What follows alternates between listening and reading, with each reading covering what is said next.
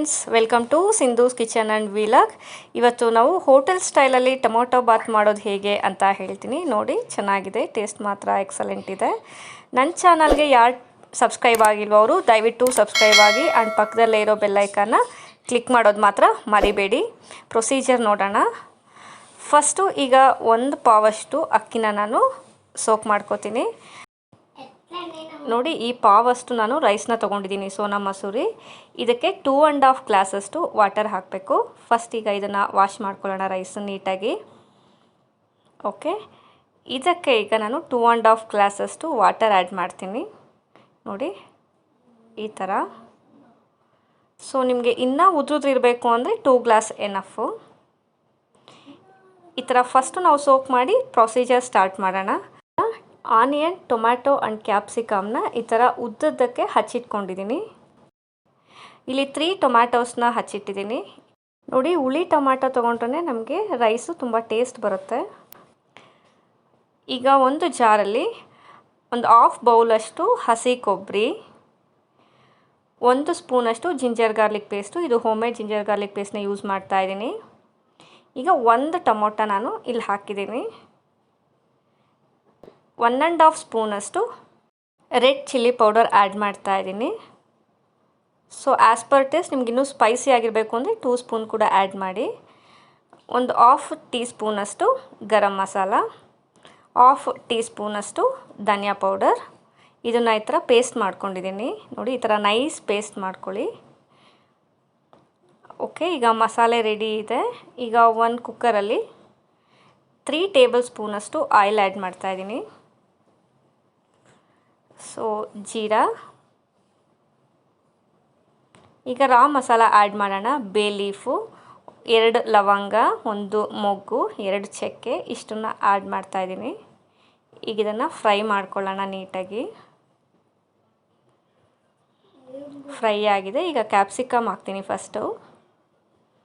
So ಇದು fry ಆದಮೇಲೆ onion add ಮಾಡೋಣ.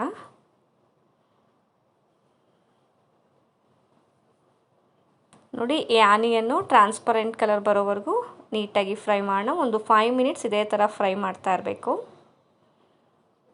ನೋಡಿ, ಈಗ ಕಲರ್ ಟರ್ನ್ ಆಗಿದೆ. ಈಗ ಟೊಮೊಟೊ ಆ್ಯಡ್ ಮಾಡ್ತಾ ಇದ್ದೀನಿ. ಸೊ ಇದನ್ನು ಫ್ರೈ ಮಾಡೋಣ.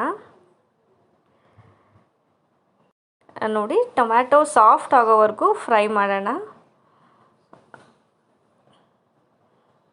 ಅದು ಸ್ಮೂತ್ ಆಗುತ್ತೆ ನೋಡಿ, ಅಲ್ಲಿವರೆಗೂ ಫ್ರೈ ಮಾಡೋಣ. ಈಗ ನಾನು ಪೇಸ್ಟ್ನ ಆ್ಯಡ್ ಮಾಡ್ತಾ ಇದ್ದೀನಿ, ಗ್ರೈಂಡೆಡ್ ಪೇಸ್ಟ್ನ. ಇದನ್ನು ಚೆನ್ನಾಗಿ ಫ್ರೈ ಮಾಡೋಣ. ಇದು ಒಂದು 3-4 ಮಿನಿಟ್ಸ್ ಈ ಥರ ಫ್ರೈ ಮಾಡಿ. ಈಗ ಇದಕ್ಕೆ ವಾಟರ್, ಅಕ್ಕಿ ನೀರು 2 ಮಿಕ್ಸ್ ಮಾಡಿ ಇಟ್ಟಿದ್ದೀವಲ್ಲ, ಆ ನೀರನ್ನ ಮಾತ್ರ ಹಾಕ್ತಾ ಇದ್ದೀನಿ, ಅಕ್ಕಿನ ಹಾಕ್ತಾ ಇಲ್ಲ. ನೋಡಿ, ಅಕ್ಕಿನ ನಾನು ಹಾಗೆ ಇಟ್ಟಿದ್ದೀನಿ. ಈಗ ಇದಕ್ಕೆ 1.5 ಸ್ಪೂನು ಸಾಲ್ಟ್ ಆ್ಯಡ್ ಮಾಡ್ತಾ ಇದ್ದೀನಿ.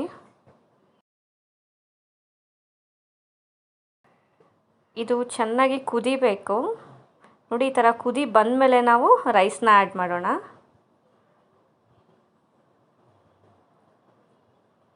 ನೋಡಿ, ಈಗ ಎಲ್ಲ ಒಂದು ಸರಿ ಮಿಕ್ಸ್ ಮಾಡಿ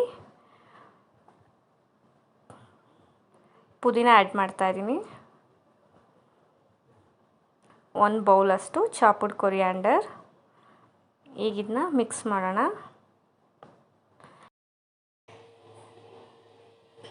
ಈ ಥರ ಮಿಕ್ಸ್ ಆದಮೇಲೆ ಇನ್ನೇನು ಲಿಡ್ ಕ್ಲೋಸ್ ಮಾಡ್ತೀವಿ ಅನ್ನೋ ಟೈಮಲ್ಲಿ ಒಂದು 1/2 ಟೇಬಲ್ ಸ್ಪೂನಷ್ಟು ಪೆಪ್ಪರ್ ಪೌಡರ್ನ ಆ್ಯಡ್ ಮಾಡ್ತಾಯಿದ್ದೀನಿ.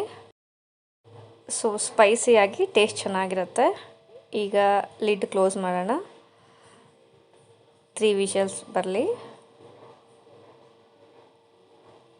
ನೋಡಿ, ಎಲ್ರಿಗೂ ಇಷ್ಟ ಆಗೇ ಆಗುತ್ತೆ. ಈ ಥರ ನೀವು ಟೊಮೊಟೊ ಬಾತ್ ಮನೇಲಿ ಮಾಡಿದ್ರೆ ತುಂಬ ಈಸಿ ರೆಸಿಪಿ. ಈಗ ಕುಕ್ಕರ್ ತಣ್ಣಗಾಗಿದೆ.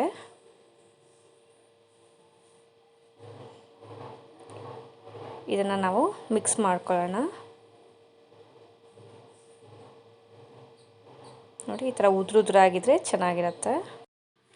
ಬೇಕಾದರೆ ನೀವು ಬಟಾಣಿ ಕೂಡ ಆ್ಯಡ್ ಮಾಡ್ಬೋದು. ನಾನೇನಿಲ್ಲಿ ಬಟಾಣಿ ಯೂಸ್ ಮಾಡ್ತಾ ಇಲ್ಲ. ಈಗ ಸರ್ವ್ ಮಾಡ್ಕೊಳ್ಳೋಣ. ಸೊ ಕಾಯಿ ಚಟ್ನಿ ಜೊತೆ ನಾವು ಇದನ್ನು ಸರ್ವ್ ಮಾಡ್ಬೋದು, ತುಂಬ ಚೆನ್ನಾಗಿ ಅನಿಸುತ್ತೆ.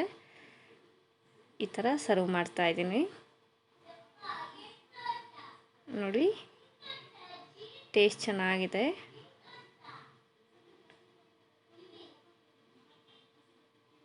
ಬೇಗ ಆಗತ್ತೆ, ಈಸಿಯಾಗಿದೆ.